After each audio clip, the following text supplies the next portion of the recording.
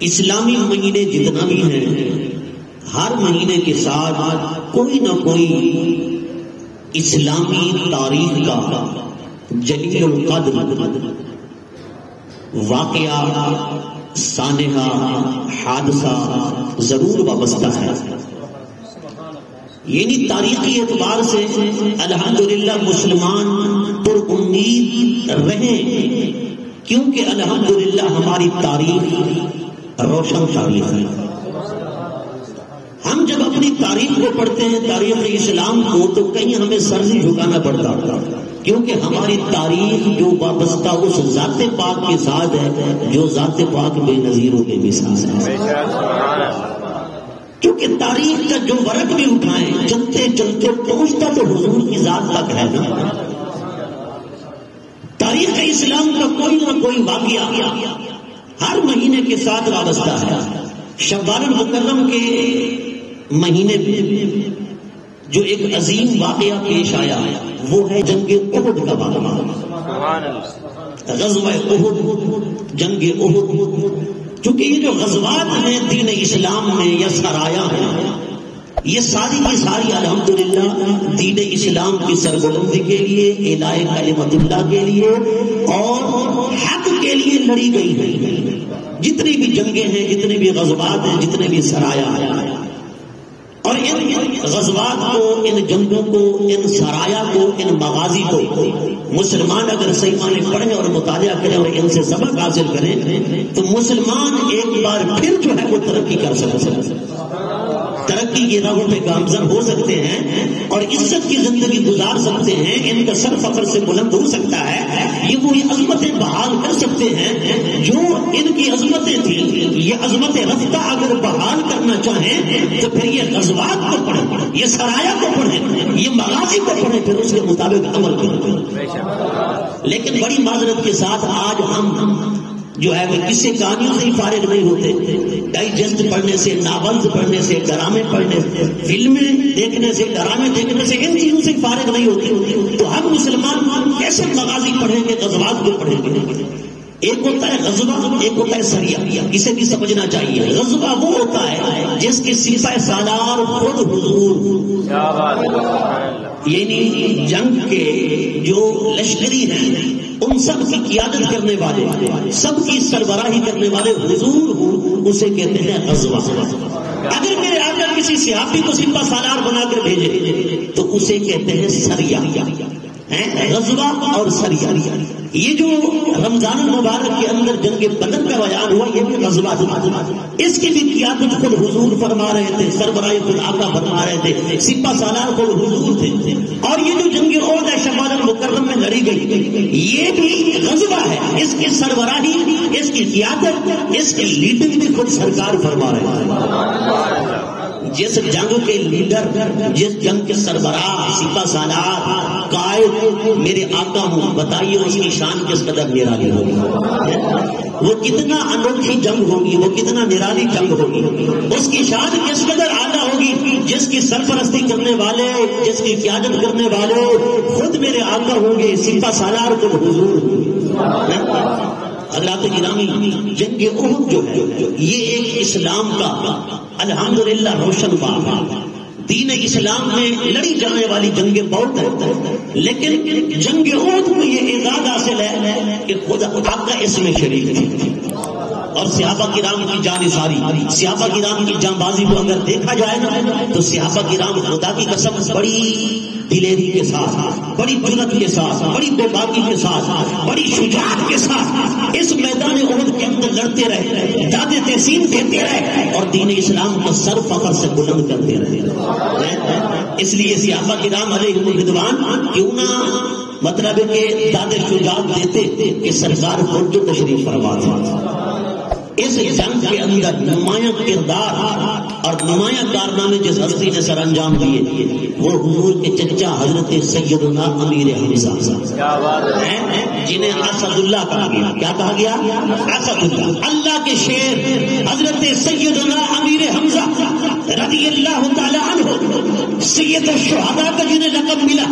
آقا علیہ الصلوۃ والسلام ہر سال شہدائے احد جو ہیں ان کے پاس تشریف لے جاتے اور آقا علیہ الصلوۃ والسلام کے لیے منبر بچھایا جاتا ہے. سرکار منبر پر کھڑے ہو کر حضور خطبہ ارشاد فرماتے ہیں. ہمارے علماء اہل سنت جو ہیں وہ یہیں سے عرس کا ثبوت پیش کرتے ہیں. وہ کہتے ہیں کہ لوگ عرس پہ اعتراض کرتے ہیں, یہ سال کے بعد جو بزرگوں کا عرس مناتے ہو اس کا ثبوت کہاں ہے؟ وہ فرماتے ہیں دیکھو جو شہداء احد ہیں آقا علیہ السلام اسی تاریخ کو ہر سال میدان احد میں تشریف لے جاتے ہیں اور شہداء احد کی قبروں کے پاس کھڑے ہو کر میرے آقا خطبہ ارشاد فرماتے اور انہیں خراج تحسین پیش کرتے. ان کی شجاعت کو, ان کی بہادری کو, ان کی جرأت کو, ہاں جی ان کی دلیری کو وہاں پر سرکار بیان فرماتے. یہ ہر سال کے اختتام پر اسی دن جس دن وصال ہو, یہ شہادت ہو, کسی بزرگ کے مزار پر حاضری دینا اور وہاں منبر بچھانا, وہاں پر خطاب کرنا, وہاں پر قرآن و حدیث بیان کرنا, یہ میرے آقا کی سنت ہے اور یہی تو ان سے پاک ہے. کیا بات ہے جو میرے آقا شہداء احد کا عرس منایا کرتے تھے. حضرات گرامی حضور تشریف لے جاتے اور آقا علیہ الصلوۃ والسلام کے چچا جو حضرت امیر حمزہ ہیں آپ کے مزار پر انوار بھی دامن احد میں ہے. احد کا جو پہاڑ ہے اس کے دامن میں آپ کے مزار پر انوار ہے. بزرگ فرماتے ہیں کہ اگر کسی نے حضور کی بارگاہ سے بات منوانی ہو نا اسے چاہیے وہ حضرت امیر حمزہ کے پاس چلا جائے, حضور کے چچا کی بارگاہ میں چلا جائے اور وہاں جا کر گزارش کرے اور سفارش کروانے کے لیے عرض کرے کہ اے حضور کے چچا میں اب سرکار کے گنبد خضرا پر جاؤں گا, وہاں پر حاضری دوں گا, لہذا آپ کی خدمت میں پہلے اس لیے آیا ہوں تاکہ آپ میری سفارش کروائیں. فرماتے ہیں حضور اپنے چچا کی کوئی بات ٹالتے نہیں تھے, بڑا پیار تھا, بڑی محبت تھی اور دوستانہ تھا, یارانہ تھا سرکار کا حضرت امیر حمزہ کے ساتھ. حضرت امیر حمزہ حضور سے بڑا پیار کرتے اور حضور حضرت امیر حمزہ سے بڑا پیار کرتے تھے. یہی وجہ ہے کہ حضرت امیر حمزہ رضی اللہ تعالیٰ عنہ کو شہید کرنے والے وہ جو ہمارے واشی تھے, ہمارے واشی اور ان کا کلیجہ چبانے والی جو ہندا تھی, اگر جو مسلمان ہو گئے میرے آقا صلی اللہ علیہ وسلم نے فرمایا اے واشی اے ہندا میرے سامنے نہ آیا کرو, جب تم میرے سامنے آتے ہو مجھے اپنا چچا یاد آ جاتا ہے اور میرے زخم تازہ ہو جاتے ہیں, مجھے وہی تکلیف وہی اذیت پھر اٹھانا پڑ جاتی ہے. حضرت امیر حمزہ رضی اللہ تعالیٰ عنہ کو شہید کرنے والے ہمارے واشی جب مسلمان ہو گئے نا, جب انہوں نے کلمہ پڑھا مسلمان ہو گئے, حضرت ہمارے واشی کہتے ہیں خدا کی قسم حضرت امیر حمزہ کو شہید کرنے کا مجھے بڑا دکھ اور میں سوچ رہا تھا کہ اس دکھ کا اور اس عظیم جرم کا گناہ کا جرم کا ازالہ کیسے کروں گا. حضرت ہمارے واشی بار بار سوچتے تھے اور کہتے ہیں جب وہ مسلمہ کی جنگ ہوئی نا, مسلمہ کی جنگ کے اندر میں یہ تہیہ کر کے گیا کہ میں اسلام کے بہت بڑے دشمن اور دین اسلام کے بہت بڑے غدار, بہت بڑے سیاہکار انسان کو, مسلمہ کذاب کو جہنم رسید کروں گا تو پھر میرا کلیجہ ٹھنڈا ہوگا. حضرت ہمارے واشی کہتے ہیں میں موقع کی تلاش میں تھا, میں گھاٹ کے اندر تھا, میں نے مسلمہ کذاب پر حملہ کیا, اسے جہنم رسید کیا. فرماتے ہیں پھر میرے کلیجے میں ٹھنڈ پڑی, پھر مجھے تسلی اور تشفی ہوئی, اطمینان ہوا کہ اگر دین اسلام کے اندر عظیم بندے کو شہید کیا ہے تو پھر کفر کے اندر بہت بڑے خناس کو جہنم رسید کیا ہے. حضرت ہمارے واشی یہ غیرت ہونی چاہیے نا, یہ جذبہ ہونا چاہیے. ایمان کا تقاضا بھی یہی ہے نا, ایمانی غیرت اسے کہتے ہیں جو حضرت ہمارے واشی نے دکھائی. فرمایا اسلام کے اندر عظیم شخصیت کو شہید کیا تو میرے دل کے اندر تکلیف تھی, میرے دل کے اندر یہ احساس تھی کہ میں نے اتنا بڑا جرم کر لیا ہے اور یہ ازالہ کب ہوگا. حضرت ہمارے واشی کہتے ہیں تب یہ ازالہ ہوا جب میں نے مسلمہ کذاب کو جہنم رسید کیا اور واسع نے دوزخ. حضرات گرامی یہ جذبہ ہے, یہ ایمانی جذبہ ہے. حضرت امیر حمزہ رضی اللہ تعالیٰ عنہ آپ نے کفر کے اندر بھی جنگیں لڑی اور دین اسلام میں بھی جنگیں لڑی. آپ جب جنگ بدر میں تھے, جنگ احد میں تھے, فرماتے ہیں پہلے آپ جب جنگ لڑتے نا کسی جنگ کے اندر بھی جاتے ہیں آپ کے جسم پر وہ لباس ہوتا جو ایک جنگی لباس ہے جس کو زیرہ کہتے ہیں، آپ زیرہ پہنا کرتے تھے، لیکن جب جنگ بدر میں جنگ احد میں آپ کو دیکھا گیا کوئی زیرہ نہیں، جو لوہے کا لباس ہوتا ہے نا وہ جسم کو محفوظ کرنے کے لیے، باڈی کو بچانے کے لیے، تاکہ دشمن کا وار ہو، حملہ ہو تو انسان کا جسم محفوظ رہے۔ فرماتے ہیں وہ آپ نہیں پہنا کرتے تھے، نہ جنگ بدر میں پہنا نہ جنگ احد میں پہنا۔ کسی نے پوچھا اے امیر حمزہ وجہ کیا ہے؟ آپ نے کفر کے اندر جنگیں لڑی تو آپ بڑے مطلب ہے کہ فل سیکورٹی میں ہوتے تھے، فل آپ حفاظت میں ہوتے تھے، لیکن اب کیا صورتحال ہے؟ اب تو آپ کوئی لباس بھی نہیں پہنتے، نہ کوئی زیرہ ہے نہ کچھ اور ہے۔ آپ نے فرمایا یار بات یہ ہے جب تک حضور کے ہاتھ میں ہاتھ نہیں دیا تھا نا موت سے ڈر لگتا تھا، جب سے دامن مصطفیٰ پکڑا ہے اب موت بھی ہمیں نہیں ڈرا سکتی، اب موت سے بھی ہمیں ڈر نہیں لگتا ہے۔ یہ ہے ایمانی طاقت، یہ ہے ایمانی جذبہ۔ حضرت طلحہ رضی اللہ تعالیٰ عنہ انصاری صحابی ہیں، فرماتے ہیں کہ جب کفار کا ایک جتھا آقا علیہ السلام کی طرف بڑھا میدان احد میں، اور انہوں نے دیکھا کہ موقع غنیمت ہے، معاذ اللہ حضور پر حملہ کریں گے اور حضور کو شہید کر دیں گے، آقا علیہ السلام کو شہید کرنے کے درپے تھے، کفار کا جتھا اکٹھا ہوا اور حضور کی طرف دوڑا۔ آقا علیہ السلام پہاڑی پر تھے اور آقا علیہ السلام اوپر کی طرف چڑھے اور حضور نے صحابہ کو بلایا۔ حضرت طلحہ کہتے ہیں یا رسول اللہ میں حاضر ہو جاؤں؟ سرکار نے فرمایا نہیں، تو اپنے مورچے کو سنبھال۔ اس سے پہلے جو کفار پر تیر زنی کر رہے تھے، تیر برسا رہے تھے، وہ حضرت سعد تھے، حضرت سعد رضی اللہ تعالیٰ عنہ، قربان جائے سعد پر، کیا عظمت ہے سعد کی۔ حضرت سعد رضی اللہ تعالیٰ عنہ جب حضور تشریف فرماتے اور حضرت سعد بھی ساتھ تھے، آقا علیہ السلام فرماتے یا سعد فداک ابی و امی، اے سعد تیر پھینکو میرے ماں باپ تم پر قربان ہو۔ ساری کائنات کہتی ہے یا رسول اللہ ہمارے ماں باپ آپ پر قربان ہو جائیں، اور ادھر مصطفیٰ کہتے ہیں سعد تیر پھینکو میرے ماں باپ تم پر قربان ہو جائیں۔ اتنا عظمت سے کیسی یہ وہ اعزاز ہے جو صرف حضرت سعد کو ملا، کسی اور کو یہ اعزاز نہیں ملا کہ سرکار نے فرمایا اے سعد میرے ماں باپ تجھ پر قربان ہو جائیں۔ اللہ اکبر، کتنی بڑی عظمت کی بات ہے، کتنی بڑی شان کی بات ہے۔ حضرت طلحہ نے آقا میں آ جاؤں؟ سرکار نے فرمایا نہیں، تم اپنا مورچہ سنبھالو، تم وہیں پر ٹھہرے رہو۔ آقا علیہ السلام نے فرمایا کوئی اور آئے، ایک انصاری صحابی آئے، وہ آگے کی طرف آئے اور حضور کے سامنے کھڑے ہو گئے اور انہوں نے کفار کے جتھے پر تیر برسانا شروع کر دیا، انہیں روکنا شروع کر دیا۔ آقا علیہ السلام کا دفاع، حضور کا تحفظ، جو کہ حضور وہاں بنفس نفیس تھے نا، سرکار خود تشریف فرما تھے، آپ کی جان کا تحفظ، آپ کی جان کا دفاع صحابہ کر رہے تھے، اور صحابہ صرف حضور کی جان کا ہی دفاع نہیں کر رہے تھے، ساتھ ساتھ حضور کی عظمت اور حضور کی ناموس، حضور کی عزت اور حضور کی شان کا دفاع بھی کر رہے تھے۔ اور صحابہ بتا رہے تھے او حضور کی امت، سرکار دنیا میں بظاہر تشریف فرما نہ ہوں تو پھر بھی سرکار کی عزت کا دفاع اسی طرح کرتے رہنا جس طرح ہم نے کیا ہے۔ غدار نہ بن جانا، بے وفا نہ بن جانا، حضور کی گستاخی نوٹ کرتے رہے، حضور کی کوئی بے ادبی کرتا رہے، سرکار کی شان پہ حملے ہوتے رہے، حضور کی عزت و ناموس کی معاذ اللہ بکرے ہوتے رہے، اس کی دھجیاں اڑائی جاتی ہیں اور تم زندہ ہو اور تم ہاتھ پہ ہاتھ کرے بیٹھے رہو، پھر تم سے بڑا غدار اور بے غیرت کوئی نہیں ہوگا۔ صحابہ کہتے ہیں آج سرکار زندہ ہے، ہم جان مصطفیٰ پہ پہرا دے رہے ہیں، کل تم شان مصطفیٰ پہ پہرا دیتے رہے، کل شان مصطفیٰ پہ پہرا دیتے رہے۔ حضرات گرامی، حضرت طلحہ کہتے ہیں میں نے کسی اور صحابی کو بھیجا، وہ حضور کا دفاع کر رہے تھے، اسی طرح ان پہ تیر آتے رہے، نیزے آتے رہے، تلواروں کے بار ہوتے رہتے، فرماتے وہ شہید ہو گئے۔ حضور نے کسی اور کو بلایا، ایک اور صحابی آئے، وہ بھی انصاری تھے، وہ بھی اسی طرح دفاع کرتے کرتے وہ بھی شہید ہو گئے۔ ایک اور صحابی آئے، وہ بھی اسی طرح سرکار کا تحفظ کرتے کرتے وہ بھی شہید ہو گئے۔ فرماتے 11 صحابہ جو انصاری تھے، کون تھے؟ انصاری تھے، مدینہ کے انصار، انہی میں سے تھے، فرمایا وہ شہید ہو گئے۔ پھر حضرت طلحہ نے عرض کی آقا میں آ جاؤں؟ مجھے اجازت ہے؟ حضور نے فرمایا طلحہ تو بھی آ جا۔ حضرت طلحہ آ گئے، اب سرکار کائنات کے سامنے کھڑے ہو گئے، فرماتے جتنا دیر تک 11 صحابہ نے دفاع کیا نا، اتنا دیر تک اکیلے حضرت طلحہ حضور کا دفاع کیا۔ اور حضرت طلحہ کے دفاع کرنے کا انداز کیا تھا؟ فرماتے کبھی اس ہاتھ پہ تیر کو جھلتے تو کبھی اس ہاتھ پہ.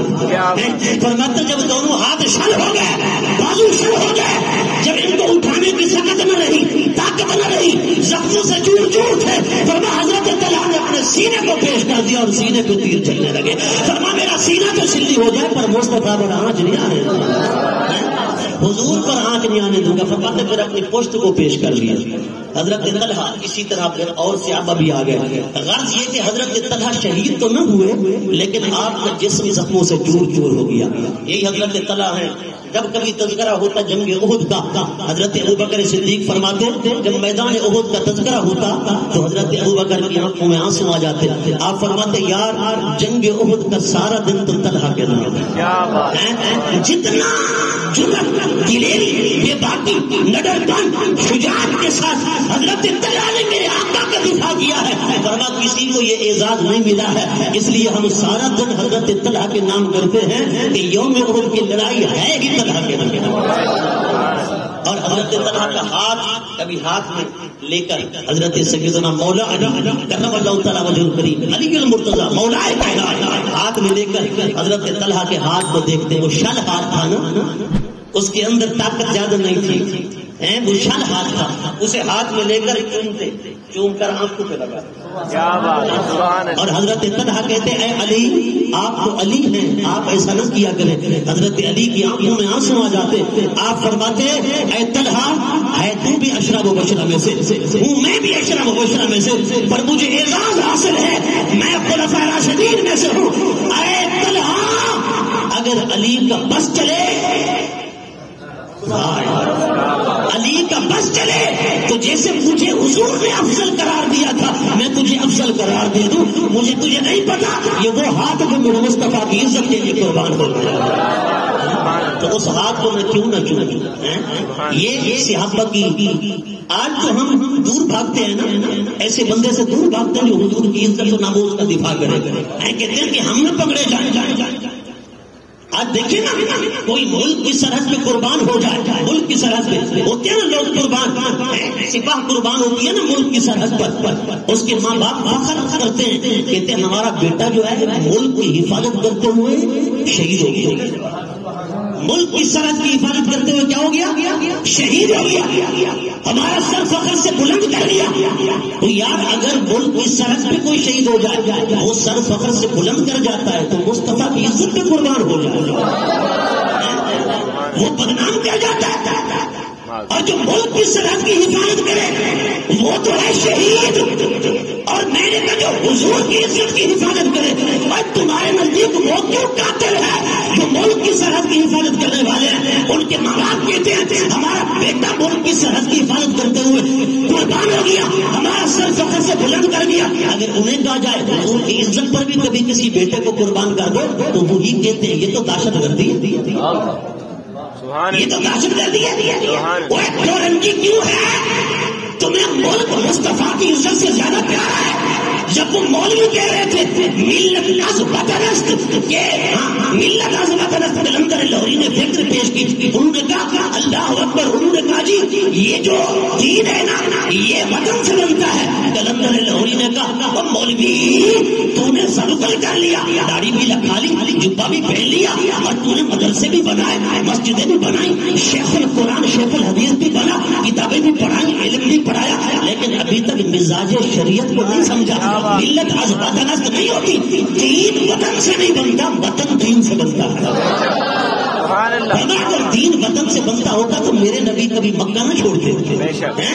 حضور فرماتے ہیں نا مکہ کے اندر اللہ کا گھر خانہ کعبہ، تو پتا چلا دین وطن سے نہیں بنتا، وطن دین سے بنتا ہے.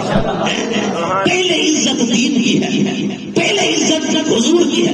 حضرت زیاد رضی اللہ تعالیٰ عنہ صحابی رسول ہے، یہ بھی میدان احد کے اندر، جنگ احد کے اندر جسم زخموں سے چور چور ہے، نڈھال ہے، خون بہ رہا ہے، بہت زیادہ خون بہنے لگا حتیٰ کہ آپ اٹھ بھی نہ سکتے تھے.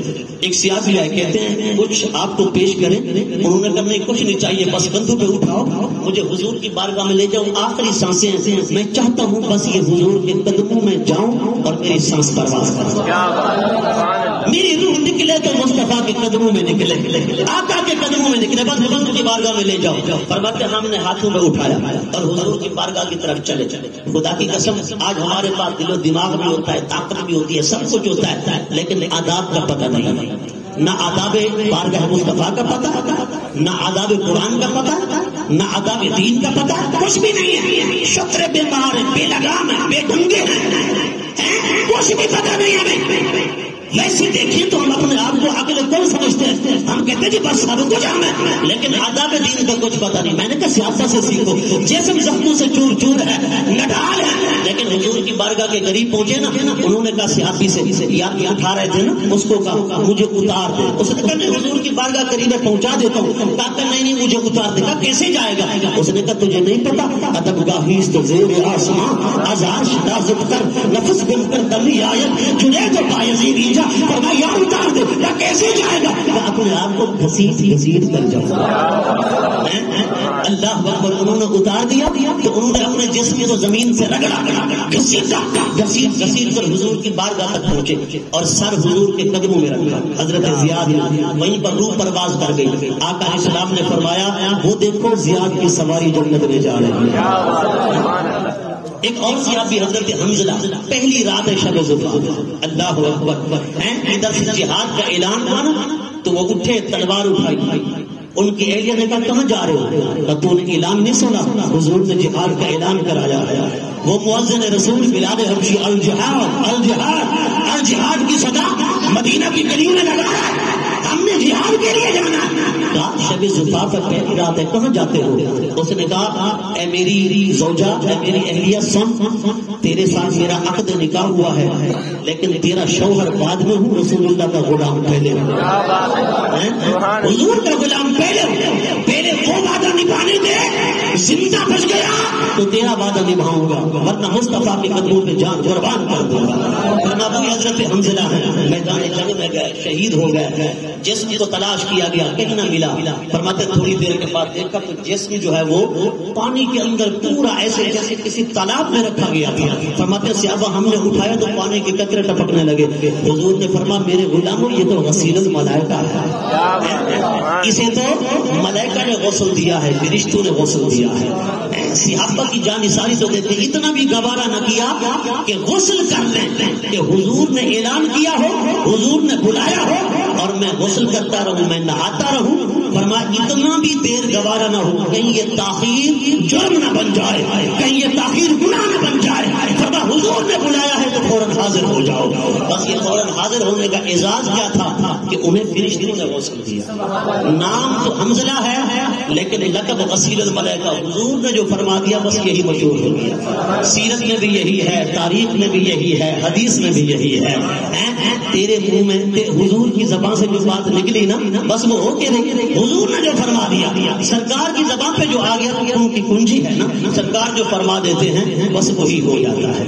حضرات گرامی، اللہ رب العزت ہمیں بھی صحابہ والی تیریلی، صحابہ والا جذبہ، صحابہ والی شجاعت عطا فرمائے، سستی کاہلی غفلت ہمارے جسم سے دور فرمائے۔ اللہ تبارک و تعالی دین اسلام کی سچی محبت عطا فرمائے۔ وآخر دعوانا